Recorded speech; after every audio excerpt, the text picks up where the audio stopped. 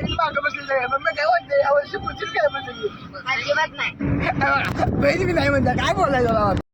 आज आदमापूरला जाताना असं काय वेळेला असं राव स्वप्नात बी वाटलं नव्हतं मला. काय सांगायचं राव. तर कसं आहे पब्लिक, मी तुमचा लाडका ब्लॉगर बशात. तर मी तुम्हाला सकाळ सकाळी उठल्या उठल्या लावली पहिला घरातल्याने मला कामं. ते म्हणजे गाडी धुवायचं. मस्ती पहिला सकाळी सकाळी उठल्या उठल्या लावली गाडी धुवायला. मस्ती पहिला सकाळ सकाळी गाडी बिडी धुवून घेतली एकदम चकाचक. त्यानंतर आवरून तयार बियार झालं मस्ती जा म्हटलं चहा पिऊन चहा वगैरे पिऊन घेऊया.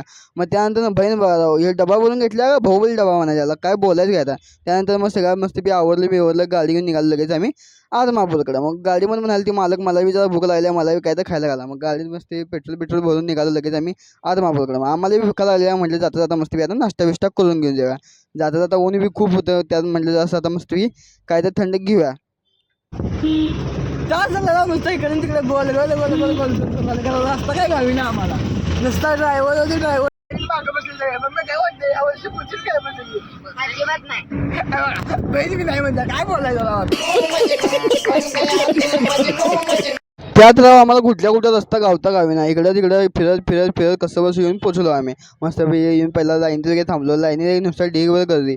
मस्त तास 2 तासानं मस्त दर्शन बिर्शन झालं. दर्शन झाल्यावर दिसले आम्हाला काही महिना. आणि काही महिना दिसल्यावर तुमचा भाऊ सोडतोय वे.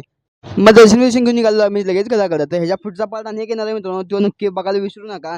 चॅनलला आपल्या फॉलो करून ठेवा आत्ता आणि लाईक शेअर सबस्क्राईब सगळं करा. तर भेटूया आपण लवकर नवीन ब्लॉग. बाय.